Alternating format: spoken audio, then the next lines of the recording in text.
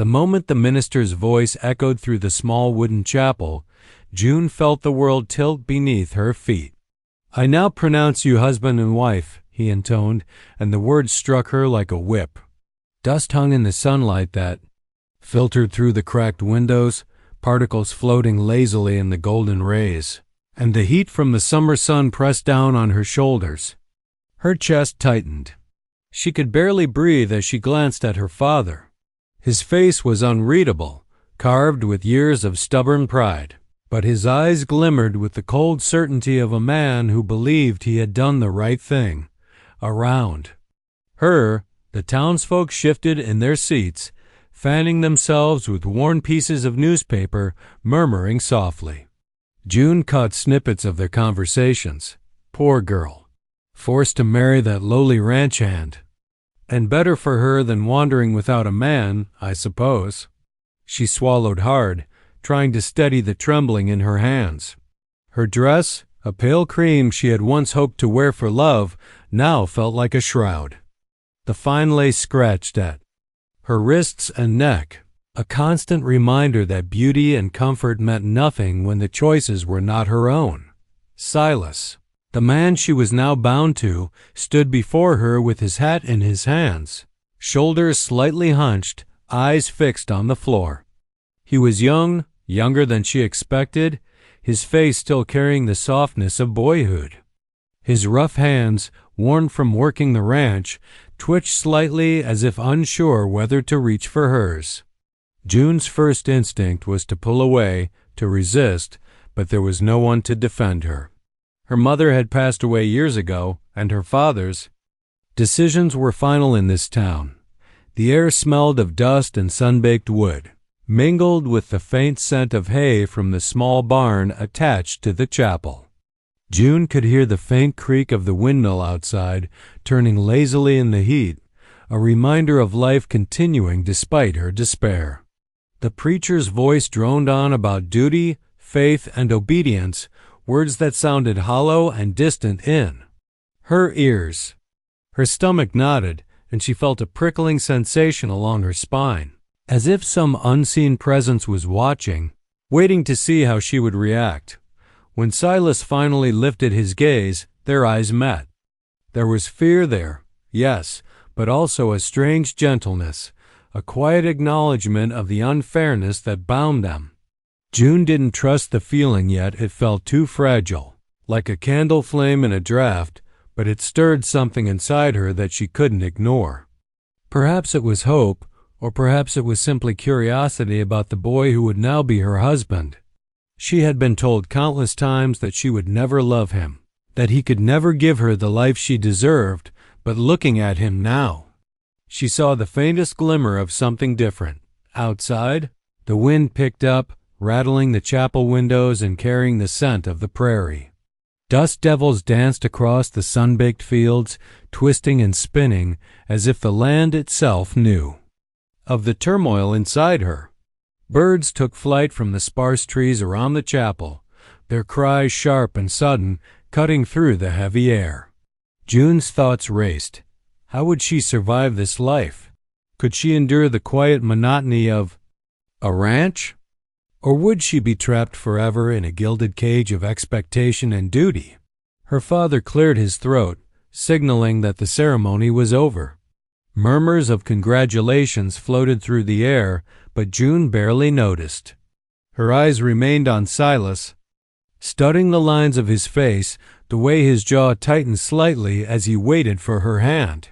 Taking a deep breath, she allowed herself the smallest gesture. She lifted her trembling hand and let him grasp it. His fingers were calloused but warm, and in that instant, June felt a flicker of connection that surprised her. It was not love, not yet, but it was something doubt as they stepped out into the blazing sunlight. The prairie stretching endlessly before them, June felt the weight of every eye upon her. The town watched, judging, whispering, and expecting her to falter. But for the first time since she had learned of this forced marriage, she allowed herself a moment to imagine a life beyond fear.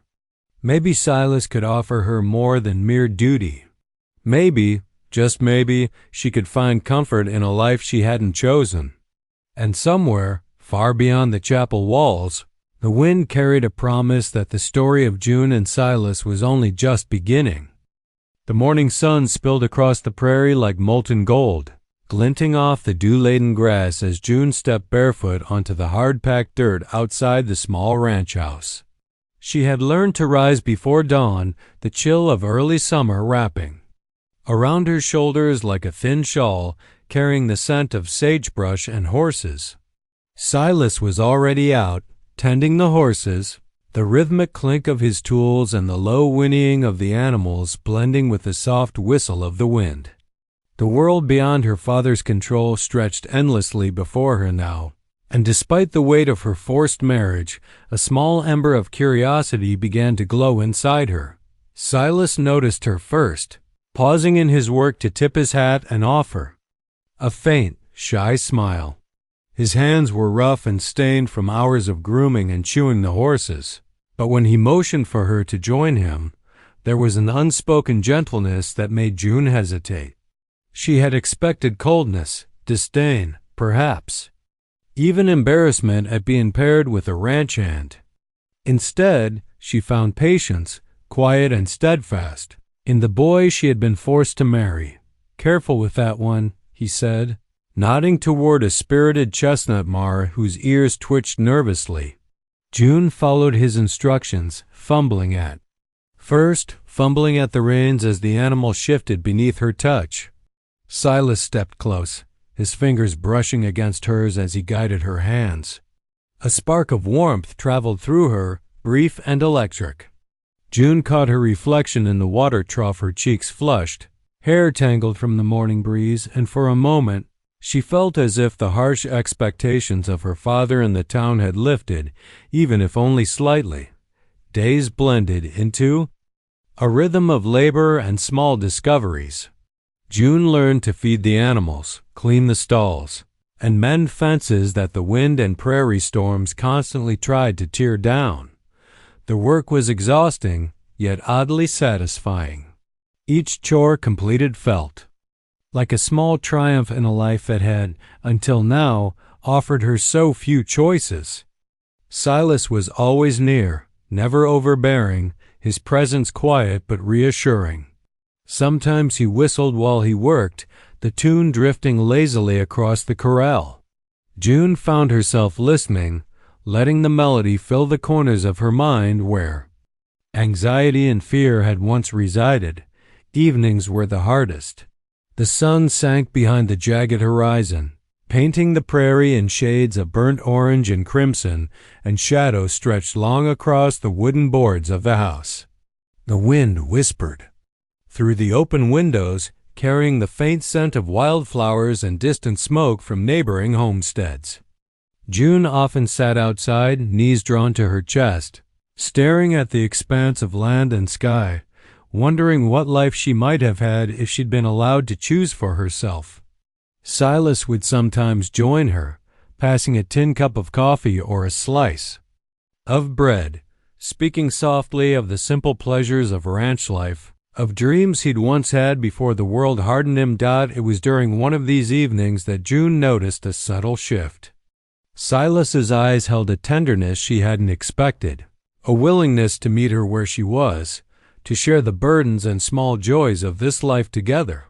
She caught herself smiling at his awkward jokes, laughing softly at stories of the ranch hand's antics, and feeling a connection that had nothing to do with obligation or duty. For the first time, June allowed herself to imagine that this life, modest, laborious yet strangely comforting, could hold moments of happiness, even love. One afternoon, as a storm brewed in the distance, the prairie sky darkening with ominous clouds, Silas took her hand and led her to the edge of the corral. The wind tugged at her dress and hair, whipping the scent of rain and earth into her face. "June," he said, voice low, "I can't promise the world will be easy, but I'll try to make it better for you. I'll do right by you." She searched his eyes, the earnestness of his words cutting through the tension she'd carried for months. For the first time, she believed him dead as the first drops of rain began to fall. Speckling the dirt and turning it to mud, June and Silas stood together, letting the storm soak them, their hands still clasped.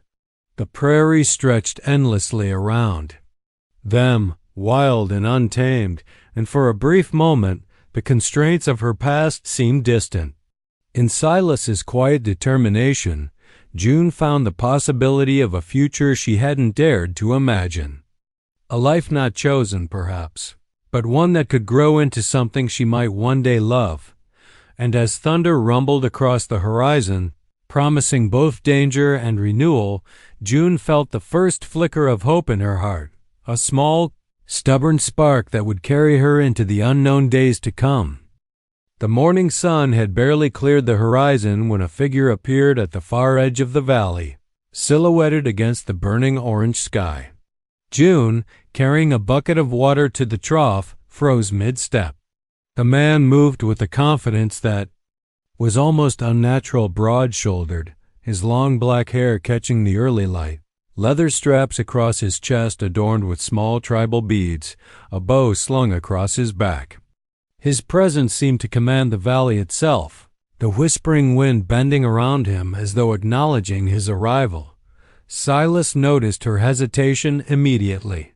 His hand instinctively went to the hitching post as if preparing to defend against a threat, though his expression was more cautious than fearful. "June? Stay behind me," he said softly, eyes narrowing as he studied the stranger. The man stopped a few dozen yards away, holding his hands open in a gesture of peace. His dark eyes were sharp yet calm, scanning the landscape with the precision of someone who had lived and survived in the wilderness for years. "I mean no harm," he called in a low, steady voice. "Name's Kayo. I travel alone and bring warnings, not trouble." June's heart raced. A wandering Apache warrior in this valley was unheard of or feared. Stories of scouts and warriors moving through the plains had circulated in hushed tones around town, tales of men who could strike like lightning and vanish without a trace. And yet, there was something about Kayo that made her pause. He radiated a quiet authority, a presence that seemed connected to the land itself.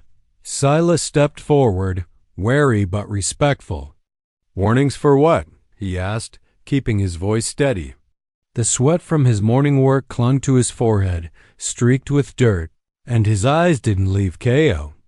June noticed how the muscles in his jaw tensed, how his hand stayed near the post, and felt a pang of both admiration and concern for him. Kayo's gaze shifted to June briefly before returning to Silas. "Bandits," he said simply. "They move fast and they won't hesitate to take what isn't theirs. Your ranch, your life is in danger if you remain unprepared." His voice was calm, yet carried the weight of authority, as though he had delivered this warning countless times before. June stepped closer to Silas, gripping his arm. "Bandits?" she whispered, fear threading her voice. The thought of violence in their quiet life on the prairie made her stomach clench. But as she looked at Kayo, she felt a strange reassurance. He was dangerous, yes, but not cruel. There was a purpose to his presence, a guiding hand hidden in the shadows of his silence. "Kayo," continued, eyes scanning the horizon, "I can help you prepare. I know how to read the land, anticipate threats, and survive in ways most cannot imagine." He shifted slightly, the beads on his chest catching the sunlight, reflecting tiny sparks of light. "But you must trust." Silas studied him for a long moment. Then, slowly, he nodded. "We don't have much choice," he admitted. "If you speak the truth, then welcome. But one wrong move and I won't hesitate." Kayo's lips curved into the faintest of smiles. "I seek no conflict with you, only to protect." June watched the exchange, torn between awe and apprehension. This man was unlike anyone she had ever seen, untamed, commanding, and mysterious. She felt a pull in her chest, a stirring that frightened and intrigued her in equal measure. Here was someone who lived by rules she couldn't yet understand, yet there was a rhythm to him that seemed strangely familiar, as if the land itself had sent him to them. As the sun climbed higher, Kayo demonstrated his knowledge of the prairie. He showed them how to position lookouts near the hills, how to move silently through the tall grass, and how to notice signs of approaching danger long before it arrived. Silas absorbed every word, his usual quiet confidence replaced by a mixture of respect and caution. June followed closely, listening intently, her fear tempered by fascination. By midday, a bond had begun to form, fragile but undeniable. Silas recognized the strength Kayo brought, while June felt a spark of curiosity she hadn't experienced before. The prairie stretched endlessly around them, golden and wild, carrying both promise and danger.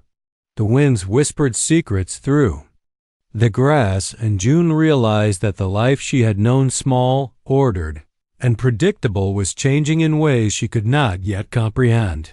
And somewhere in the back of her mind, a small thrilling thought whispered, perhaps the unexpected could bring not just danger, but a new kind of hope.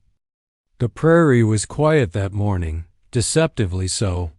The sun glared down from a cloudless sky, baking the golden grass and warming the wooden boards of the ranch. June had been tending the small vegetable patch near the house, her hands sticky with earth and sweat, while Silas worked on repairing a section of fence damaged in the previous week's windstorm. The soft sounds of birdsong and the occasional low neigh from the horses created a false sense of peace. Then came the first warning, a distant shout, sharp and harsh, slicing through the stillness. June froze, her heart hammering. Silas stiffened, immediately, eyes narrowing toward the horizon. "June, get inside," he barked, his voice tight with urgency. Dust kicked up in the distance, a small cloud growing larger by the second, and the unmistakable sound of galloping hooves reached their ears. The bandits had arrived. Silas grabbed a rifle from the corner of the barn, his hand surprisingly steady despite the pounding of his heart. June ran inside, grabbing a lantern and pressing herself against the wall, eyes wide with fear. She could hear the shouts, now rough, cruel, full of menace. The wind carried the metallic tang of danger, and her stomach turned as she imagined what could happen to them if Silas and the ranch were overrun. Then, from the shadows at the edge of the field, Kayo appeared. His presence was sudden and commanding, almost predatory. Shirtless, his muscular frame glistening with sweat, long black hair flowing behind him, he moved with the precision of someone who had known violence and survival intimately. Leather straps and tribal jewelry adorned his chest, catching the sunlight as he nocked an arrow and let it fly with deadly accuracy. A bandit screamed, falling from his horse as the arrow struck true. June watched breathless as Kayo leapt between the remaining attackers with an almost supernatural grace. Every movement was calculated, precise, lethal. The dust swirled around them like living shadows, kicking up the dry prairie scent of earth and smoke. Silas fought alongside him, trying to protect the ranch he had come to love, though his rifle cracked sharply against the constant pounding of hooves and the clang of thrown weapons. June clutched the lantern, feeling the warmth of it sear her hands as she leaned against the doorway, peering out at the chaos. Time seemed to stretch. The clash of men and the sound of horses colliding filled her ears. Bandits were thrown from their mounts, arrows flying and rifles cracking, dust and dirt coating the scene in a thick, almost tangible veil. Kayo moved like a shadow, silent and deadly, while Silas met his own fear head-on, striking and defending with desperation and courage. June's pulse raced, her mind screaming, yet she could not look away. She realized something terrifying and exhilarating all at once. Her life was changing, and it was only because of these two men who now held her safety in their hands. the fight ended as suddenly as it began. The bandits lay scattered across the Prairie, some wounded, some fleeing, but none with the strength to return. Kayo stood tall, bow lowered, muscles tense and glistening with sweat. Silas rested against a fence post, rifle in hand, breathing heavily, his face smeared with dust and grime. June ran toward him, her knees weak, her hands shaking as she clutched his arm. You saved us," she whispered, voice trembling. Silas shook his head, still catching his breath. "No, it was him," he said, nodding toward Kayo. "He's something else." Kayo's eyes met hers briefly, dark and unreadable. Yet there was a flicker of acknowledgement, a silent assurance that she had been protected. He said nothing. Words were unnecessary. The prairie stretched around them, golden and wild, with the smell of dust, sweat, and smoke hanging in the air.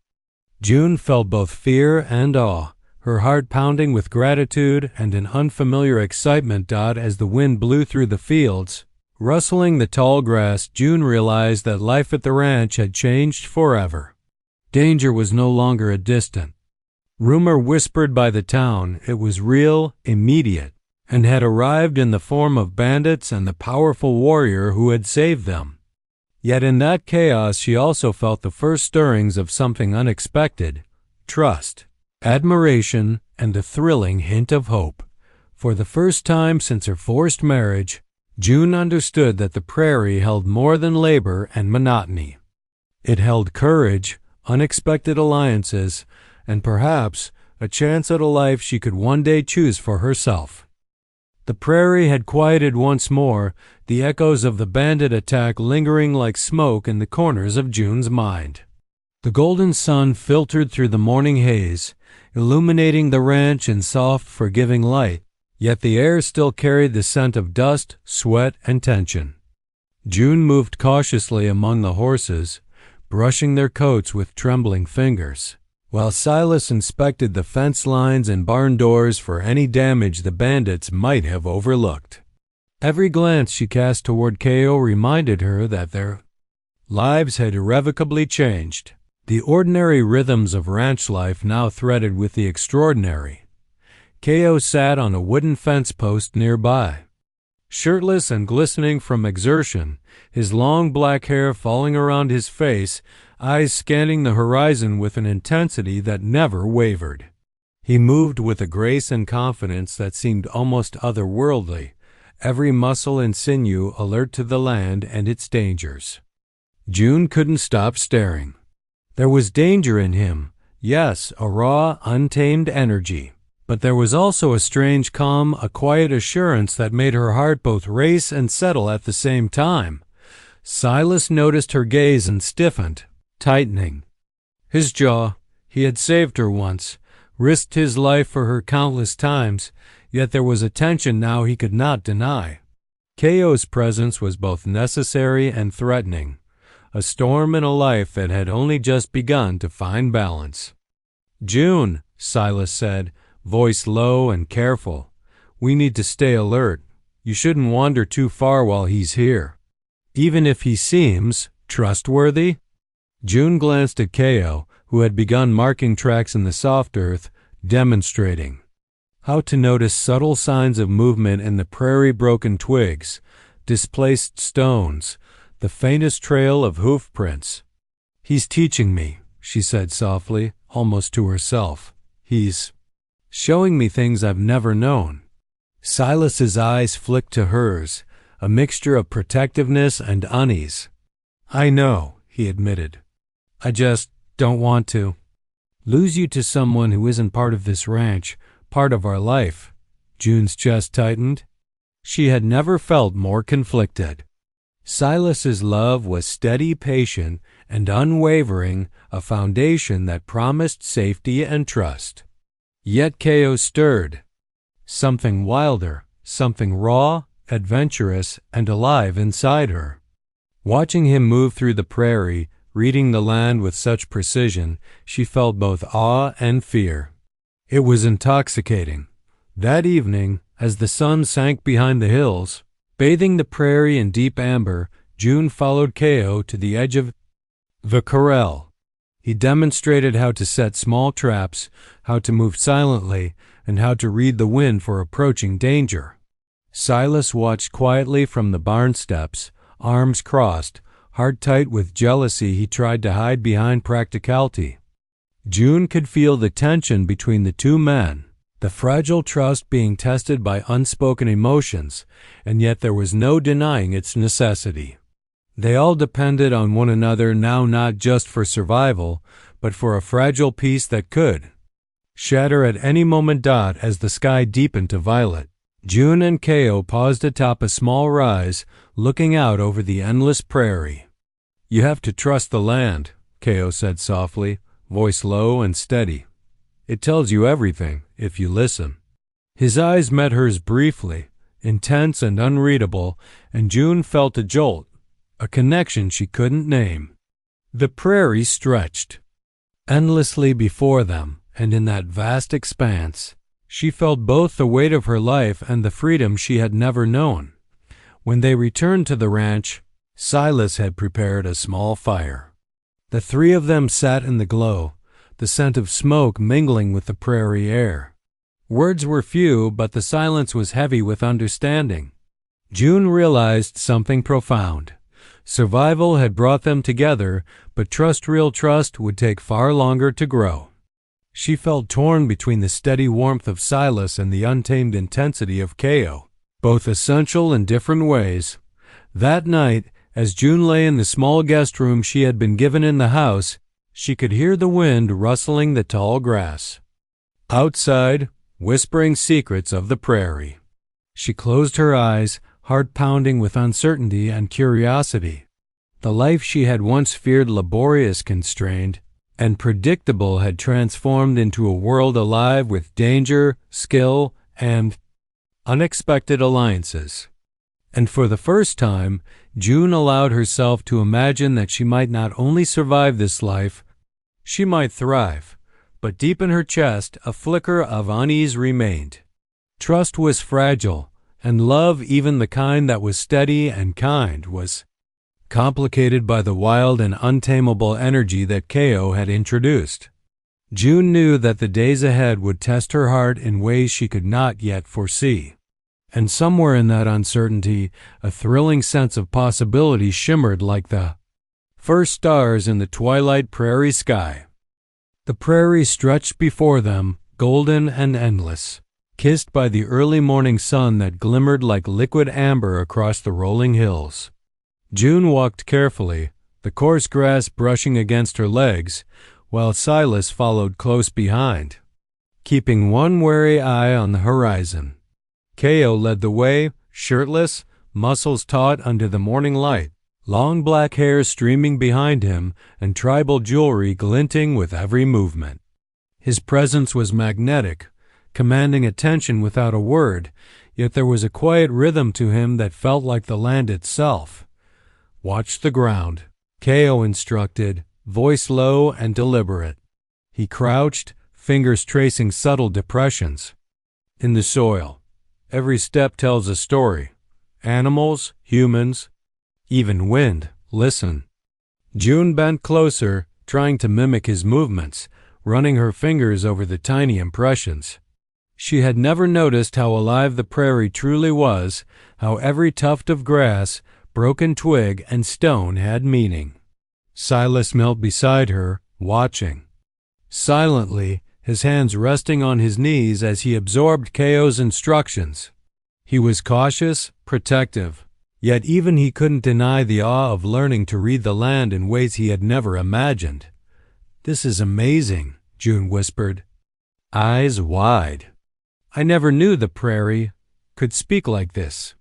Kayo's lips curved into the faintest smile. "You just need to listen. It's patient, it waits." His dark eyes met hers for a fleeting moment, and June felt a shiver run down her spine. There was danger in him, yes, and freedom, to a wild energy that both frightened and thrilled her. Silas's gaze flickered toward the two, a knot of unease tightening in his chest, yet he said nothing.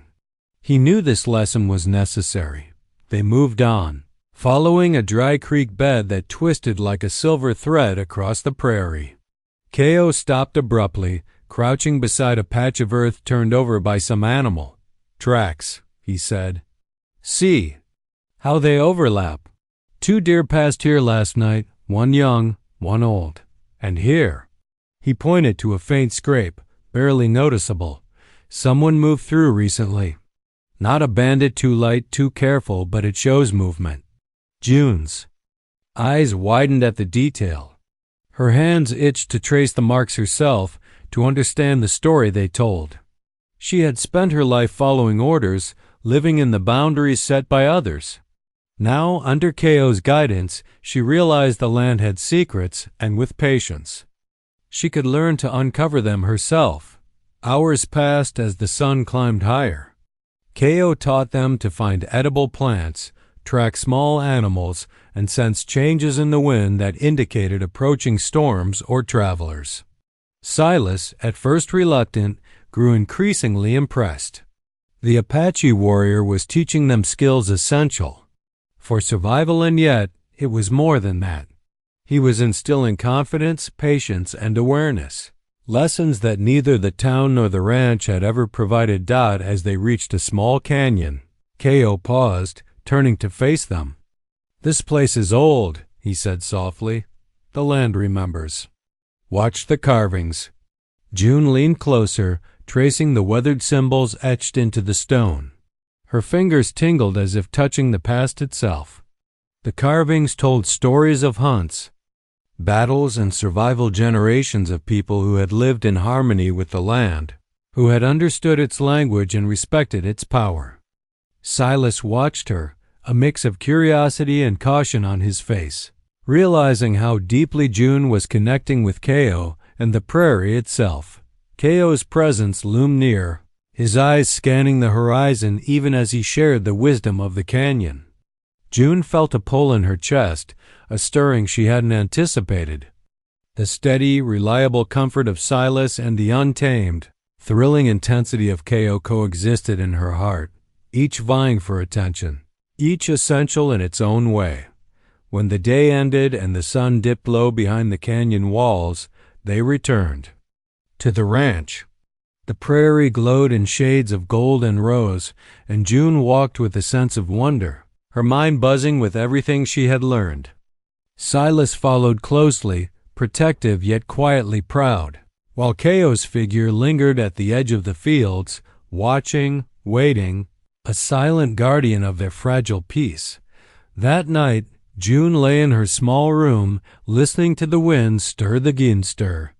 Tall grass outside. She could still feel the pull of the prairie beneath her fingers, the echo of Kayo's teachings, and the warmth of Silas's steadfast presence.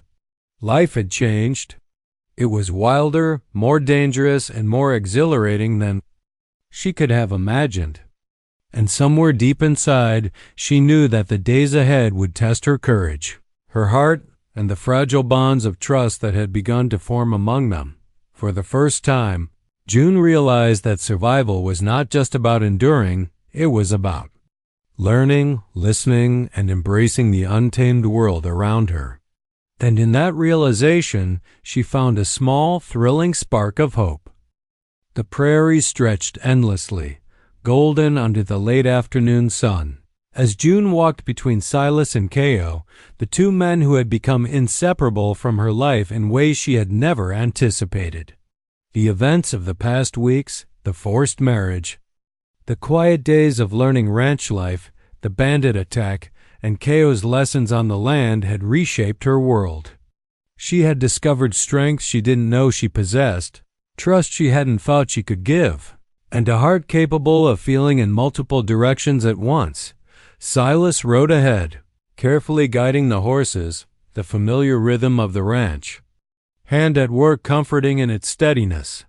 His brown vest and weathered hat were dusty from the day's labor, yet his eyes never left June, a constant reassurance that he was there, always protective. She reached out and brushed her hand against his arm, feeling the rough calluses that had once intimidated her. now a tactile reminder of his steadfast presence. Kayo followed close behind, muscles gleaming in the sun, long black hair tumbling over his shoulders and tribal jewelry catching every ray of light. He moved with an easy grace, silent yet commanding, as if the prairie itself responded to his presence. June felt her chest tighten as she watched him scan the horizon, alert to every movement, every whisper of the wind. He was danger and protection, entwined, a wild force she could neither tame nor ignore. They reached the small creek near the edge of the ranch, the water sparkling like fractured glass in the late sun.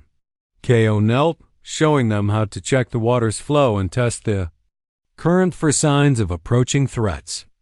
Silas watched, arms crossed, tension in his jaw, yet there was admiration in his eyes for Kayo's skill and perhaps for June's willingness to learn. June knelt beside Kayo, fingers brushing the water as she listened intently. "You've taught me so much," she said softly, eyes meeting his. "Not just survival, but awareness, strength, courage." Her voice trembled, carrying the weight of her gratitude and the stirrings of something deeper. Kayo's dark eyes held hers. For a moment, intense and unreadable. "The land teaches those who listen," he said quietly. "And you have learned well." His tone was calm, yet there was an underlying force, a pull that made her pulse race. Silas stepped forward, placing a firm hand on June's shoulder. "And don't forget," he said gently, "we face it together. Always." His words grounded her, the steady, unwavering love he offered a counterbalance to the wild energy Kayo carried. June felt the weight of their presence on either side, one steady and comforting, the other fierce and invigorating, and realized that her heart had room for both, in different ways. The wind whispered through the tall grass as the three of them stood beside the creek, a fragile harmony forming in the prairie's golden light. Kayo's gaze swept across the horizon, protective and alert, while Silas's eyes softened as he watched June. She felt a deep, abiding gratitude for the men who had entered her life unexpectedly, one teaching her the patience and rhythm of life, the other showing her courage, intuition, and the thrill of the untamed world. As the sun dipped toward the horizon, painting the sky with hues of crimson and violet, June turned to Silas. "I never expected any of this," she whispered. "But I feel safe and happy." Silas squeezed her hand gently. "Then we'll keep it that way," he said, voice low but firm. "No matter what comes." Kayo stepped closer, a silent nod of acknowledgement and respect. He did not speak of love or claims, only of protection and guidance. Yet June felt the pull of something unspoken, an unbreakable bond forged in trust and shared survival seemed to exhale around them, the wind carrying away the remnants of past fear, leaving a promise of new beginnings. June realized that life was unpredictable, dangerous, and beautiful, and that love could take many forms. She could embrace the steady, unwavering devotion of Silas and the wild, untamed presence of Kayo without guilt, without fear, because both had shaped her into someone stronger, braver, and more alive than she had ever known. That night, as the prairie darkened and stars began to pierce the velvet sky, June lay beneath a blanket in the small ranch house, listening to the whispers of the wind and the quiet movements of the two men she had come to trust. For the first time since her forced marriage, she understood that love was not a single path. It was a mosaic of courage, trust, and unexpected alliances. And in that understanding, she felt truly free. The prairie stretched endlessly outside, wild and infinite, and June knew that with Silas and Kayo beside her, she could face anything. Life had forced her into marriage, danger had tested her, and the wilderness had taught her. And now, in the warm glow of evening, she had found not just survival, but hope, protection, and love in ways she had never expected.